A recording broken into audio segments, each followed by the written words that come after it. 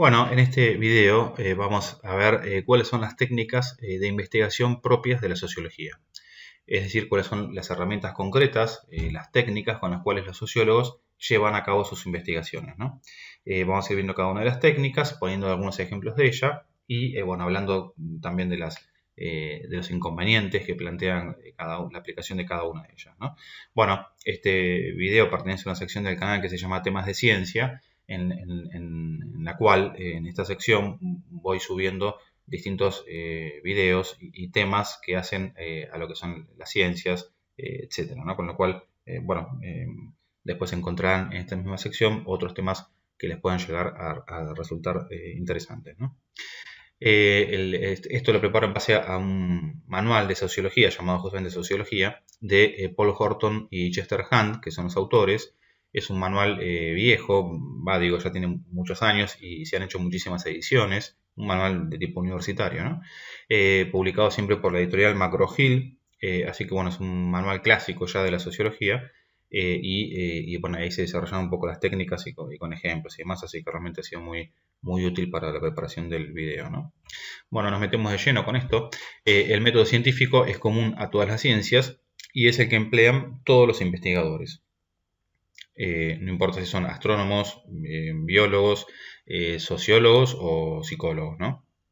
A pesar de haber una unidad en cuanto al método científico, las investigaciones que se realizan en las distintas disciplinas científicas varían enormemente. Esto se debe a los distintos objetos de estudio propios de cada disciplina. Obviamente no es lo mismo estudiar los cuerpos celestes que estudiar la botánica, la vida de las plantas, que estudiar a los seres humanos, ¿no?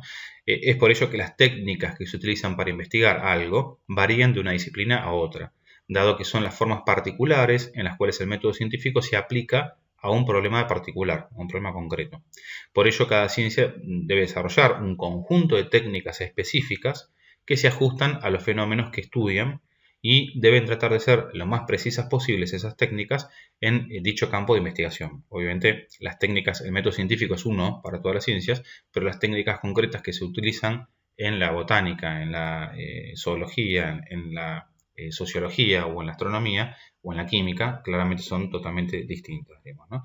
Así que nosotros vamos a ver ahora en concreto cuáles son las técnicas, ¿no? Las herramientas propias que son de la sociología y distintas, obviamente, a las que se aplican en otras ciencias o en otras disciplinas. Bien, en primer lugar vamos a ver los estudios transversales y los estudios longitudinales de muestra representativa. Los estudios transversales de muestra representativa, bueno, toda investigación tiene siempre un cierto marco de tiempo, un estudio que cubre una amplia área de observación, pero en un lapso de tiempo determinado, se llama estudio transversal de muestra representativa. Es como que hace un corte en el tiempo y analiza un fenómeno concreto, digamos, en ese corte de tiempo determinado, en ese lapso de tiempo determinado, ¿no?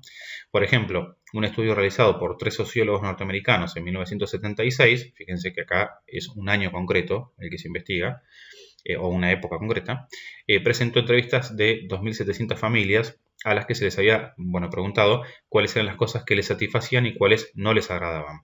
Estos investigadores encontraron que las personas casadas, en principio, son más felices que las solteras, que las prósperas eran más felices que las pobres, etc., ¿no?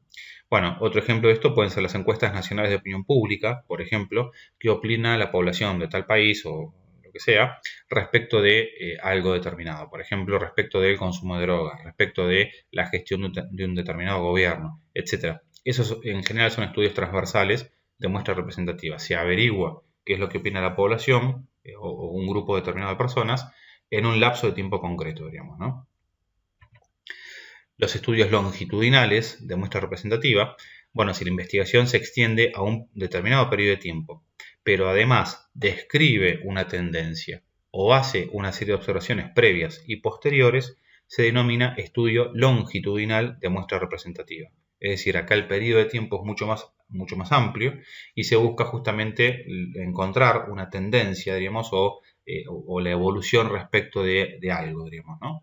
Por ejemplo, en 1977, 2 sociólogos norteamericanos estudiaron los cambios en las inscripciones de niños blancos y negros en las escuelas públicas de Kansas entre los años 1960 y 1974. Acá se ve claramente cómo varió, por así decirlo, el tiempo de estudio, digamos, ¿no? Ya no es un año concreto, como en estudio transversal, sino que ahora en el longitudinal se va a buscar una cierta evolución, en este caso concreto entre de 14 años, diríamos, ¿no? Cómo ha cambiado la inscripción de los niños blancos y negros entre 1960 y 1974.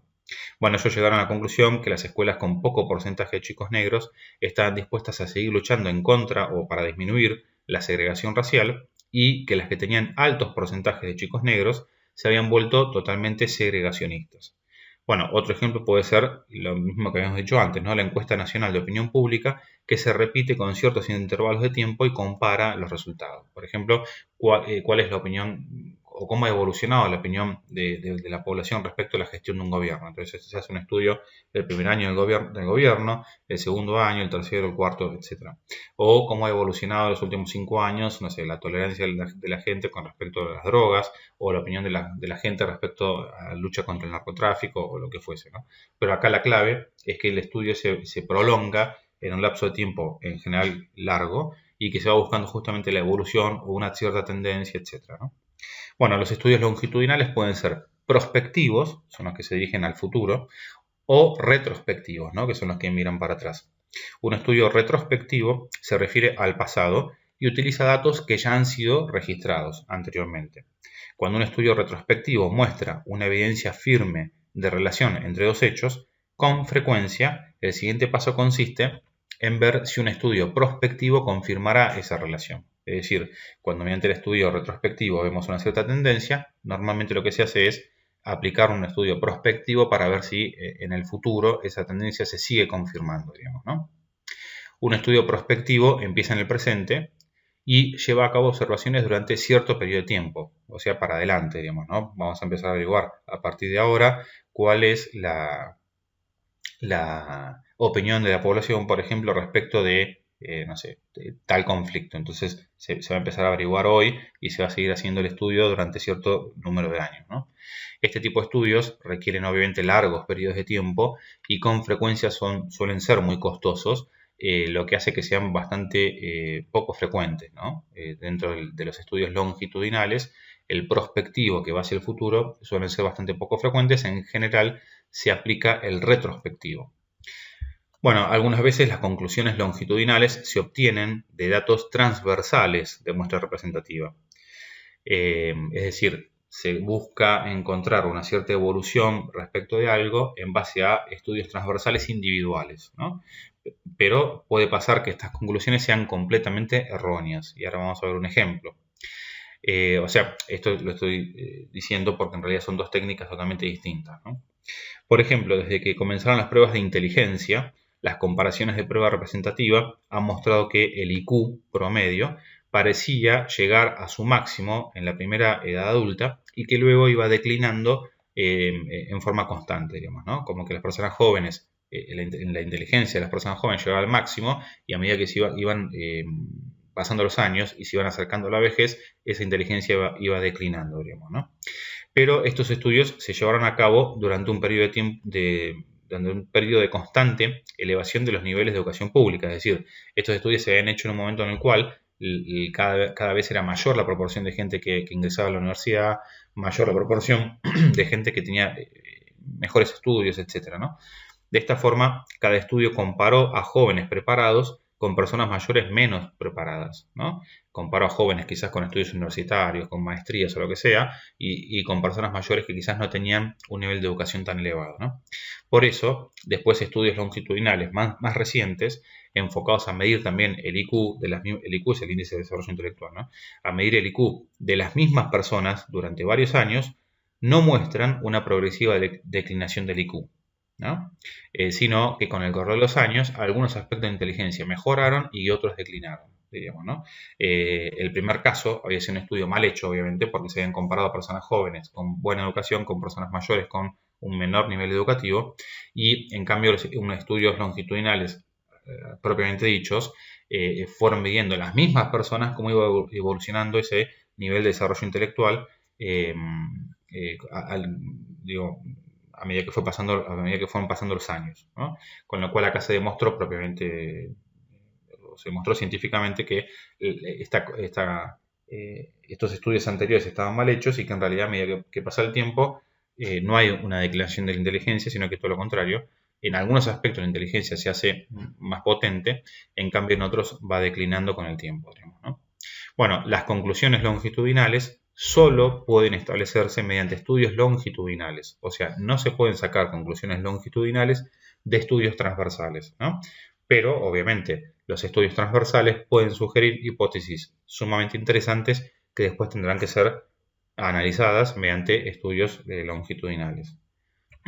Bueno, vamos al segundo grupo de técnicas, que son los experimentos de laboratorio y los experimentos de campo. Todas las ciencias realizan experimentos. En el experimento de laboratorio, los materiales o las personas son llevadas al laboratorio para el estudio, son llevadas a un ambiente especialmente preparado para ese estudio, ¿no? En los experimentos de laboratorio, que se llevan a cabo con personas, estas normalmente son reclutadas, reunidas e incluso pagadas por prestarse a ese experimento. Por ejemplo, un investigador llamado Dollar estudió la frustración y la agresión reuniendo a numerosos estudiantes como sujetos experimentales. Les había dicho que iba a investigar los efectos del cansancio en la ejecución de determinadas tareas. Los estudiantes fueron sometidos a una intensa frustración mediante un prolongado tedio, demora de los alimentos o de los juegos que se les habían prometido y por medio de otras incomodidades intencionales, mientras que obviamente se iban catalogando o se iban registrando todas sus respuestas de agresión o de frustración, ¿no? El experimento de campo lleva la investigación al sujeto en lugar de traerlo al sujeto al laboratorio. En el experimento de campo el sociólogo sale del laboratorio, su gabinete, etc. y va al lugar que quiere investigar, digamos, ¿no? Va al encuentro de lo que quiere estudiar allí mismo donde ellos se encuentran. Por ejemplo, un sociólogo español trató de descubrir cuáles eran los verdaderos intereses de la sociedad española por medio de los blogs que la gente iba creando voluntariamente. Bueno, pero hay mil ejemplos de experimentos de campo en los cuales el sociólogo va a investigar los sucesos al ambiente natural en el cual se dan, diríamos, ¿no? El concepto de cualquier experimento es bastante simple. Se deben mantener constantes todas las variables importantes, menos una. Se hace variar esa variable y se observa qué sucede.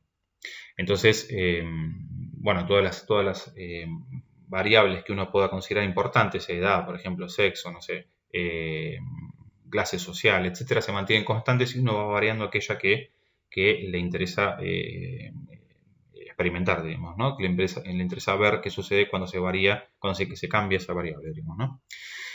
Una de las mejores formas de controlar todas las variables consiste en utilizar grupos de control. Un grupo de control es un grupo de sujetos que son semejantes al grupo experimental en todos los aspectos, excepto en la variable que estamos estudiando. Es decir, se forman dos grupos distintos, uno es el grupo de control y otro es el grupo experimental.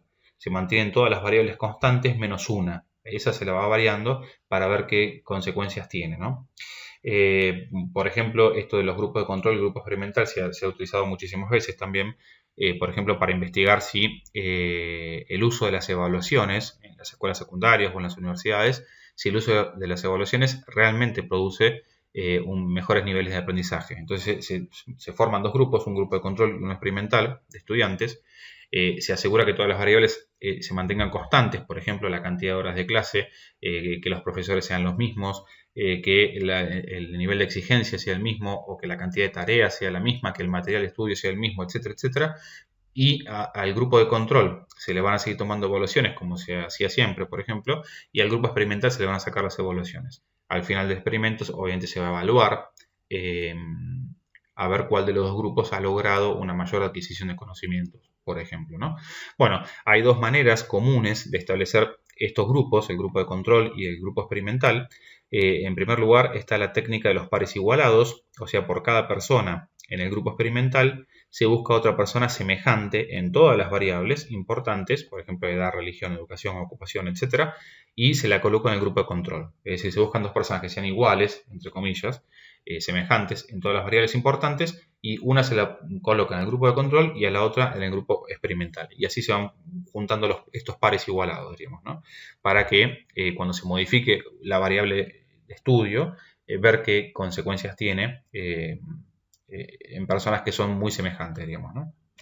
Y la otra técnica es la técnica de selección al azar. La selección de las personas de los grupos experimental y de control se hace al azar. Por ejemplo, asignando a la primera persona al grupo de control y la siguiente al grupo experimental, o todos los pares a un grupo, todos los impares al otro, etc., ¿no? Bueno, los experimentos en sociología suelen tener muchas dificultades. Un experimento que implique miles de personas puede ser extremadamente caro, directamente prohibitivo. Los valores éticos nos prohíben utilizar a las personas en cualquier tipo de experimento que pueda ocasionarles un daño, no solamente un daño físico, sino incluso un daño psicológico, etc. Cuando las personas no desean cooperar en un experimento, obviamente no las podemos obligar a hacerlo. Cuando las personas advierten que son sujetos experimentales, comienzan a actuar de forma diferente, modifican su conducta o modifican o conscientemente cambian sus respuestas, por ejemplo, etcétera, porque saben que están siendo objeto de un experimento. Y los experimentos que se hacen con personas son más confiables cuando éstas no saben el verdadero objeto del experimento. Por eso, en general, las veces que se han hecho experimentos con personas, se las engaña diciéndoles que se va a evaluar, se va a evaluar una cosa y en realidad se está investigando otra, digamos, ¿no? Como para que no estén alertas y modifiquen de forma consciente esas actitudes concretas que se quieren investigar, ¿no? Pero bueno, el empleo de este engaño plantea también un problema ético de distinguir entre lo que es una mentira inocua, una mentira piadosa y la falta de honradez intelectual, ¿no? Bueno, debido a todas estas limitaciones, las ciencias sociales, excepto quizás la psicología, hacen un uso bastante limitado de los experimentos, ¿no? Bueno, después están otra gran conjunto de técnicas que son los estudios de observación, dentro de los cuales hay varias técnicas distintas que ahora vamos a ir viendo. Los estudios de observación se parecen a los experimentos en todo, menos en un aspecto. En un experimento el científico se las arregla para que algo ocurra, a fin de observar lo que sigue, mientras que en un estudio de observación el científico observa algo que ocurre o que ya ocurrió por sí mismo, diríamos, ¿no? En uno el científico lo provoca, por así decirlo, al hecho, y en el otro el científico se limita a observar algo al hecho mismo, diríamos, que ocurre por sí mismo. Ambos estudios dependen obviamente de una observación sistemática, bajo condiciones controladas, en busca de secuencias y relaciones que sean verificables, ¿no? Veremos diversos tipos de estudios de observación, los cuales no son mutuamente excluyentes, es decir, pueden aplicarse varios al mismo tiempo. De hecho, muchas investigaciones concretas que hacen los sociólogos en realidad que son la aplicación de varias técnicas distintas, diríamos, ¿no? En primer lugar están los estudios impresionistas. Son relatos informales, descriptivos y analíticos basados en observaciones mucho menos controladas que en estudios por ahí o en técnicas más formales. De ninguna manera son tampoco una serie de simples anécdotas, sino una presentación organizada de observaciones deliberadas, ¿no? Por ejemplo, un sociólogo interesado en la vida familiar visita Rusia. Previamente, antes del viaje, debe delinear la clase de información que necesita buscar, los tipos de personas que tiene que entrevistar, etcétera, etcétera. Durante el viaje, obviamente, el sociólogo debe aprovechar las oportunidades para visitar familias, hacerles preguntas, para examinar periódicos y revistas, para observar por sí mismo a qué clase de eventos concurre toda la familia y a cuáles no, para buscar estadísticas estatales, toda esa información, ¿no? Este estudioso va a regresar a su casa con algunas impresiones muy definidas de cómo es la vida familiar rusa, pero estas impresiones no están basadas en una investigación que sea sistemática, científicamente controlada, ni en un estudio ordenado de la literatura publicada. Por eso son simples impresiones, ¿no? Y no conclusiones científicas. Son impresiones, es un estudio impresionista, ¿no? Y no conclusiones científicas. El prejuicio es el principal peligro que existe en la investigación impresionista. Pese a este peligro, los estudios impresionistas son de gran utilidad en la ciencia social. Proporcionan muchas hipótesis y pistas de investigación y sugieren muchas ideas que pueden pasar inadvertidas con otras técnicas, ¿no? Por eso los estudios impresionistas en general, cuando se tiene muy poco conocimiento sobre un hecho, en general la primera forma de abordarlo es por medio de estudios impresionistas. Cuando ya se tienen por ahí ideas más definidas, etcétera, o ciertas hipótesis, entonces se empiezan a aplicar otro tipo de técnicas que van a recopilar información de manera mucho más sistemática y organizada, ¿no? Por esto es que los mejores estudios impresionistas tienen un lugar de honor en la literatura sociológica, ¿no? Después están los estudios estadísticos comparativos. Si la información que se necesita se encuentra anotada en algún lugar, es sensato buscarla. Gran parte de la investigación sociológica consiste en buscar hechos estadísticos que ya están registrados, compararlos e interpretarlos. Por ejemplo, un sociólogo obtuvo las estadísticas de riqueza correspondientes a los distintos estados de los Estados Unidos y las comparó con las estadísticas de encarcelamiento por delitos contra la propiedad, robo, asalto, hurto, lo que sea. Llegó a la conclusión que en los lugares donde la desigualdad económica era mayor, era también mayor la cantidad de delitos cometidos. Entonces, en este caso, en un estudio estadístico comparativo, este sociólogo se limitó a sacar las estadísticas de distribución de la riqueza con las y cruzar esa información con las estadísticas respecto de delitos contra la propiedad. Y al cruzar la información obtenida en dos estadísticas distintas, diríamos, pudo sacar sus conclusiones, ¿no? Las estadísticas ya estaban hechas, les ha hecho el gobierno de los Estados Unidos respecto de cómo se distribuía la riqueza o respecto de cuántos delitos se cometían en cada estado, y el sociólogo simplemente cruzó esos datos como para sacar conclusiones, ¿no? Bueno, estos estudios se basan en las estadísticas. Bueno, las estadísticas no son ni más ni menos que datos medidos y organizados. Son tan confiables o tan poco confiables como lo sea el método científico de la persona que las utiliza, ¿no? Hay muchos resquemores a veces con las estadísticas. Obviamente hay estadísticas que están completamente mal usadas. Por eso acá los autores dicen, en realidad la estadística es un dato, depende de su correcta aplicación para que sea confiable, diríamos, ¿no? Bueno, después están los clásicos, las clásicas técnicas o estudios realizados mediante cuestionarios y mediante entrevistas. Algunas veces, bueno, los hechos que necesitamos averiguar no se encuentran registrados en ninguna parte y solo podemos hallarlos preguntándole a la gente. Los estudios mediante cuestionario y entrevista son formas sistemáticas de hacer preguntas bajo ciertos controles científicos. Un cuestionario se contesta personalmente por el informante. El cuestionario es cuando se le da el clásico ejemplo que se le da a una persona una hoja en blanco con una serie de preguntas y uno tiene que ir completando casilleros o respondiendo a las preguntas, ¿no? En cambio, un programa de entrevista se lleva a cabo por un entrevistador capacitado. Hay una persona que se sienta y hace las preguntas, etc. Bueno, y obviamente ese entrevistador capacitado le va haciendo las preguntas al informante, ¿no? Bueno, ambas técnicas tienen sus problemas, sus ventajas y sus desventajas, que obviamente el sociólogo capacitado debe poder evitar. En la entrevista, los informantes pueden dar una respuesta aunque no tengan una opinión firme sobre el asunto, es decir, se les hace una pregunta y la responden, por más que no estén muy convencidos de esa respuesta.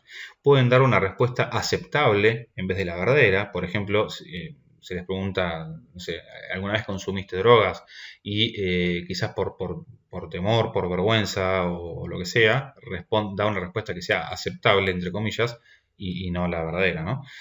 Bueno, también pueden ser influenciados por la forma en la cual se plantean o se hacen las preguntas. Bueno, con lo cual estas son obviamente ciertas dificultades que tiene la entrevista, ¿no? En el cuestionario, los informantes pueden no entender la pregunta y muchas veces si no entienden la pregunta dejan la respuesta en blanco, no la responden. También pueden dar una respuesta aunque no tengan una opinión firme sobre el asunto. Bueno, usualmente el cuestionario suele ser más transparente en el sentido de que normalmente al ser anónimos la persona suele responder con más transparencia o con más sinceridad, diríamos, ¿no? Pero bueno, también tiene sus inconvenientes. El cuestionario tiene preguntas pautadas y normalmente no deja mucha libertad de respuesta al sujeto interrogado. La entrevista otorga mayor libertad al entrevistado a la hora de dar sus respuestas, por lo que siempre deben ser hechas por personas muy capacitadas. Bueno, después tenemos los estudios de observación participante. Algunas cosas solo pueden entenderse completamente mediante la experiencia que se tenga de ellas. El observador participante busca hacerse una idea tomando parte de aquello que va a estudiar. Mediante la participación personal y la observación íntima, el observador participante puede obtener puntos de vista que ninguna observación externa podría proporcionar. Por ejemplo, para estudiar una secta religiosa, uno puede unirse a ella y participar en su culto, en sus actividades, bueno, en todas las experiencias que realizan los miembros de esta secta, ¿no? Lo mismo se podría hacer para estudiar un sindicato laboral, el crimen organizado, etc., ¿no? Una persona se hace pasar por miembro del grupo, obviamente se supone esto que en el grupo no se debe saber que esa persona es un sociólogo que está investigando el grupo, ni mucho menos, porque entonces ya ahí volvemos al tema del experimento. Ahí las personas modificarían su conducta. Entonces se hace pasar por miembro del grupo para poder investigarlo por dentro, digamos, ¿no? O desde adentro. Bien, pero en esta técnica también hay dificultades, ¿no? En primer lugar, el observador participante puede involucrarse tanto emocionalmente que pierda objetividad y se convierta en un defensor o en un detractor también, decidido en vez de mantenerse como un observador neutral. Es decir, que se comprometa afectivamente con el grupo, para bien o para mal, y que eso lo haga perder objetividad, digamos, ¿no? Bueno, el observador participante también puede generalizar demasiado, es decir, suponer que lo que ha descubierto en el grupo estudiado es válido para todos los grupos, que eso también sería un error. Puesto que los datos son en gran parte impresionistas, son las impresiones que fue recopilando el observador participante, no es fácil verificarlos. El observador participante no solo está contemplando las cosas, sino que está aplicando una complicada metodología científica. Y por último, la otra complicación que tiene esta técnica es, bueno, si es ético pretender ser un miembro leal de un grupo con el fin de estudiarlo, y obviamente si es justificable este engaño, digamos, ¿no? Con lo cual, bueno, los estudios de observación participante son, tienen sus complicaciones, ¿no? Bueno, a pesar de todo esto, esta técnica ha dado muchas ideas y sugerido muchísimas hipótesis para estudios posteriores. Hay algunos ejemplos que son interesantísimos. En Estados Unidos ha habido ahora recuerdo, dos estudios sociológicos. Uno realizado por un sociólogo que quiso investigar el tema de la segregación racial en los estados del sur de Estados Unidos. Él, bueno, se cortó el pelo, consiguió un tinte especial para pintarse la piel, etcétera. Se hace pasar por negro y vivió un tiempo en localidades del sur de los Estados Unidos. Y ahí experimentó de forma personal cómo era la segregación racial sufrida justamente por los negros, ¿no? Después también había otro estudio que había realizado una socióloga que quería experimentar cómo vivían las clases bajas de Estados Unidos. Ella, que era una persona de clase alta, bueno, renunció obviamente a todo su dinero, su casa, etcétera, y empezó a buscar trabajos poco remunerados, digamos, los trabajos por ahí menos calificados en Estados Unidos, y empezó a buscar, y bueno, una vez que consiguió un trabajo, alquiló una casa, etcétera, y un departamento, una vivienda, y empezó a hacer malabares, entre comillas, para tratar de vivir como hacían las clases bajas, digamos, ¿no? Entonces tenía que ir cambiando de trabajo, tenía que conseguir varios trabajos, etcétera, porque no alcanzaba para pagar la renta, porque no alcanzaba para vivir, la despedida de un trabajo tenía que mudarse a otra ciudad, etcétera, y durante mucho tiempo, no me acuerdo si fue un año o 2 años, estuvo viviendo de esta manera, experimentando en carne propia cómo era la vida de una persona soltera en Norteamérica, con pocos estudios, poco calificada,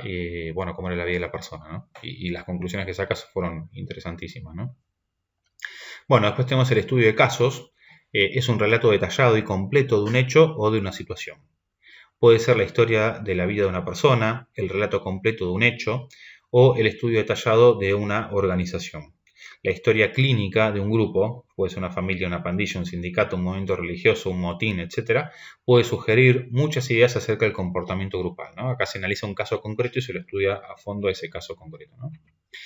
Quizá el mayor valor de los estudios de casos está en la sugerencia de hipótesis que podrán probarse luego por otras técnicas. Por ejemplo, gran parte de los conocimientos confiables acerca de la delincuencia juvenil se ha desarrollado mediante la prueba de hipótesis, que fueron sugeridas por antiguos estudios de casos entre delincuentes. Estas hipótesis no se ponen a prueba mediante la técnica de estudio de casos, sino mediante otras técnicas.